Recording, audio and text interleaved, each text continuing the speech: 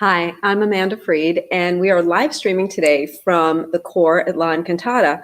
And we may have a little bit of a different look to you because we're coming through a brand new medium. And so you'll be able to join us live streaming or see recordings now either on TMC's Facebook page, the core's Facebook page, or YouTube. So just more ways for you to contact us and for us to support you. As I said, I'm Amanda Freed, and I've been teaching meditation and mindfulness here at the core for quite a few years, and it's one of my favorite places to be. And today we'll have installment 2 of Port in the Storm. So I want to jump right in and talk with you about, during these difficult times, what can we do? We are so used to reaching outward for the things we need, for our quote-unquote happiness, for our calm. Our communities are really important to us. Entertainment, I just realized the other day, I miss going to the movies so much. I could watch 150 movies a day at home if I want to, but I miss being out and going to the movies. So many of the things that we are used to providing joy, providing peace, providing calm have been taken away from us. And in a way, it can be a good thing. Now, I'm not a silver linings person. I'm not going to tell you you should be enjoying this sort of seclusion. But what I will say is that it is or can be a really good reminder that you are your own port in a storm always. You do have a wellspring of calm, of happiness, and joy within you. And we really have been challenged in these days with how to find that within. And that's where meditation comes in, and that's where I come in. So over the course of last week, this week, and next week, same time, Thursdays at 12:30 Arizona time, I'm going to be giving you just some tools that you can use to turn in and to be your own port in the storm. Last week, we talked about, what are those things that we can lash ourselves to?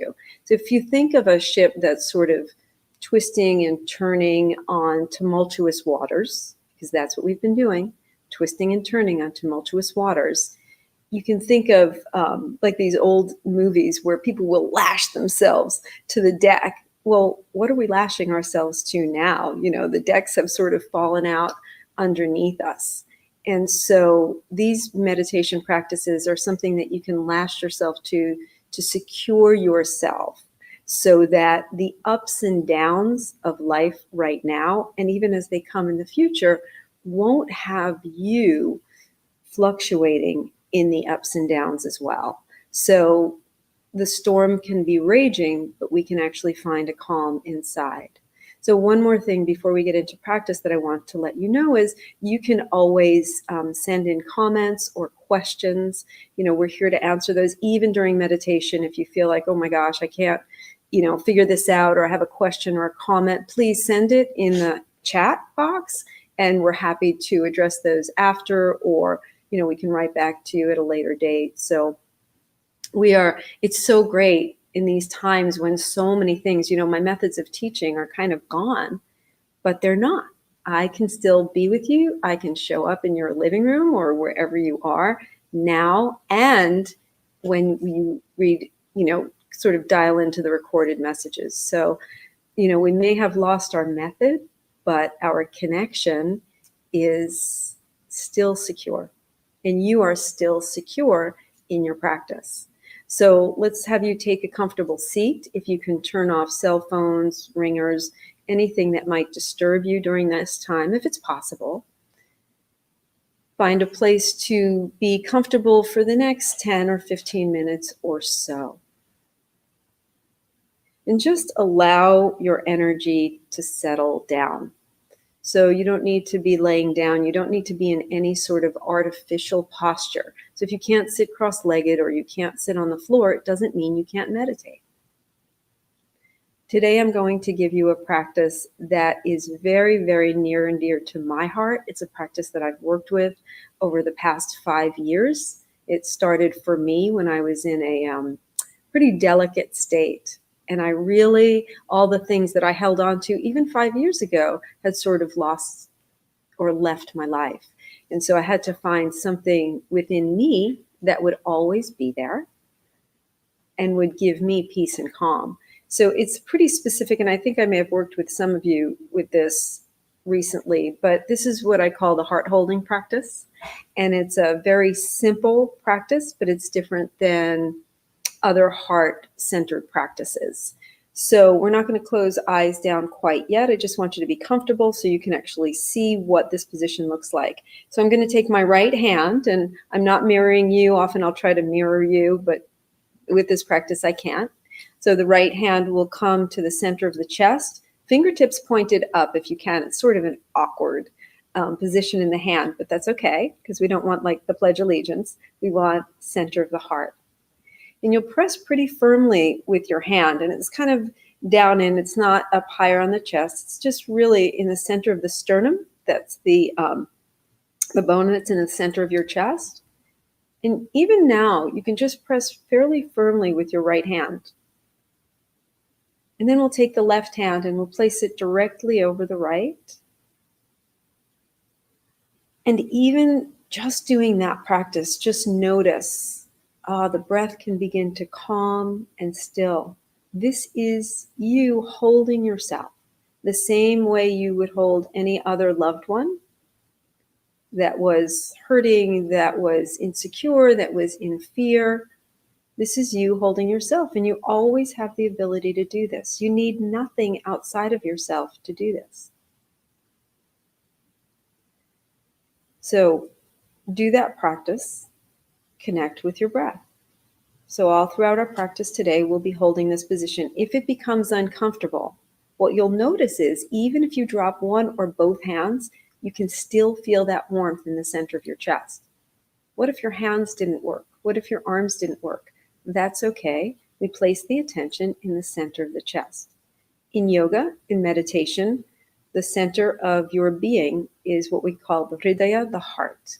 So we're going to connect with our own heart center. And now, if you haven't already, you can allow the eyes to close down gently and connect with the breath.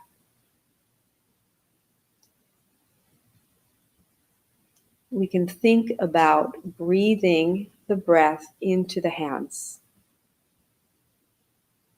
We can think about expanding the space in the heart. So when the world gets big and scary, or when our personal worlds get smaller, we tend to contract. We contract around the heart space. And with this practice, we'd like to allow ourselves to once again expand in the heart space. So just gently breathing into your hands.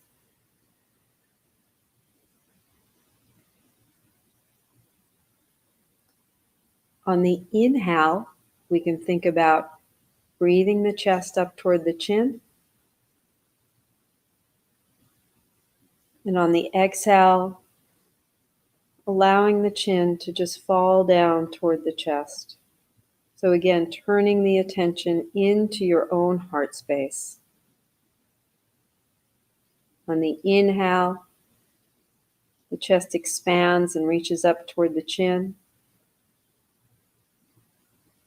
And on the exhale, the chin gently falls toward the chest.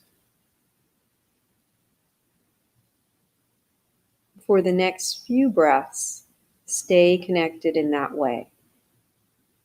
Inhaling, chest up toward chin. Exhaling, chin down toward chest. So we're not artificially bending the neck in any way. It's just a gentle drawing down of the chin. So this vibration of the inhale and the exhale, beating and expanding the heart space, sending the attention and the intention right down into the center of your being, the heart.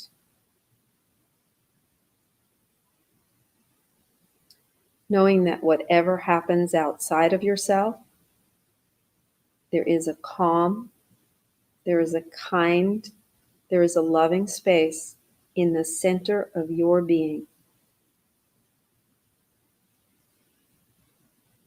and you can access it at any time.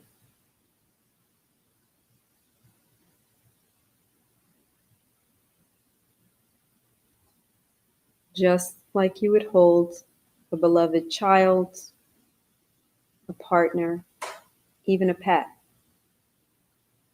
Imagine holding yourself now in that very way.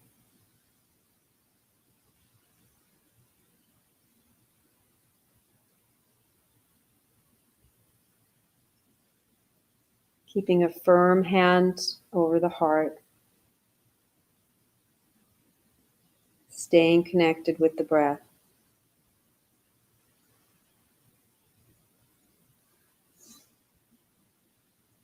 Now gently notice if there's any tension anywhere in the body. I'll often start with the low jaw. See if you can allow the low jaw to release, slide down and even back a bit. Allow the skin around the eyes and the eyebrows to soften.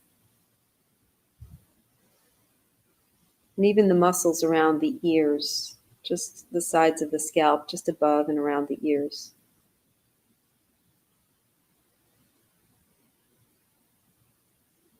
Notice the position of the shoulders.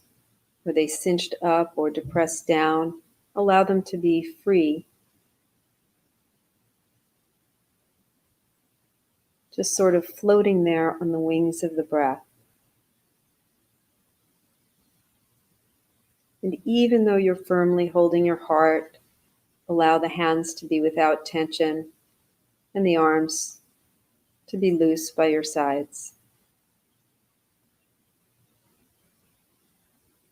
On the inhale, allow the belly to be soft and full.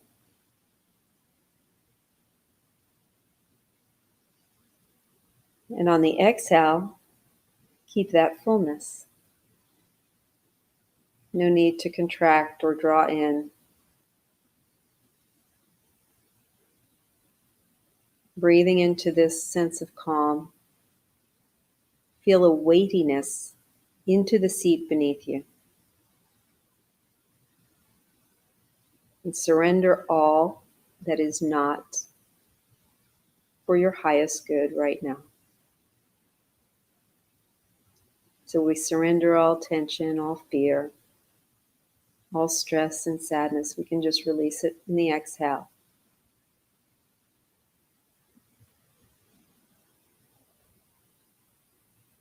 Stay connected to your heart. Stay connected to your breath.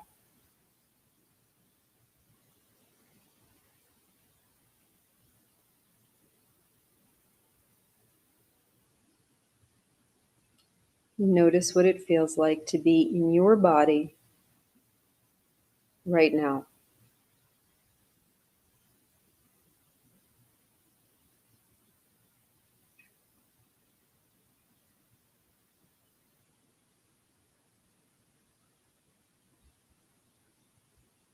And then on your next exhale, gently allow the hands to fall back down into your lap.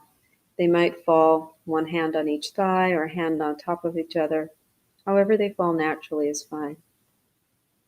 Now notice you can still feel the warmth around your heart center.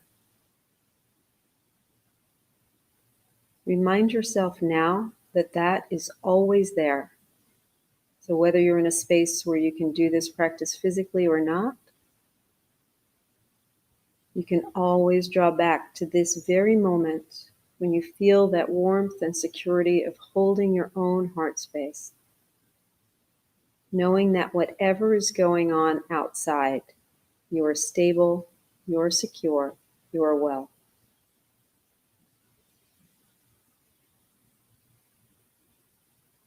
Gently deepen the breath.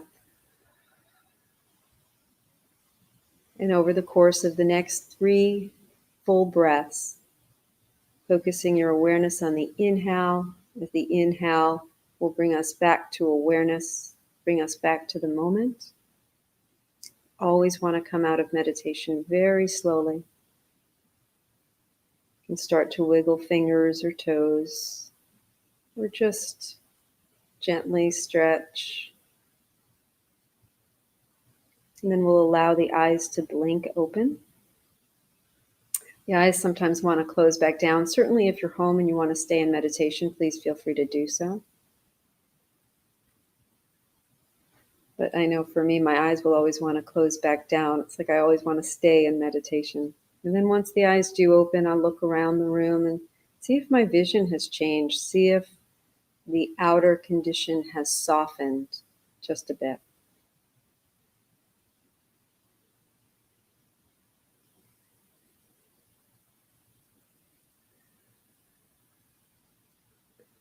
You can return to this practice again and again. I always recommend that people do these practices daily if you can.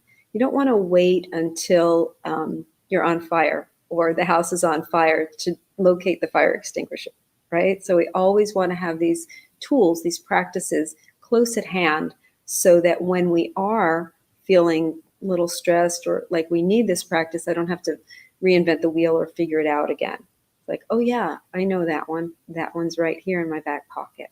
So we will continue to come to you from the core and offer you these practices to support you during this time and for as long as we can. Thank you so much for joining. I'm Amanda Freed. This is the core.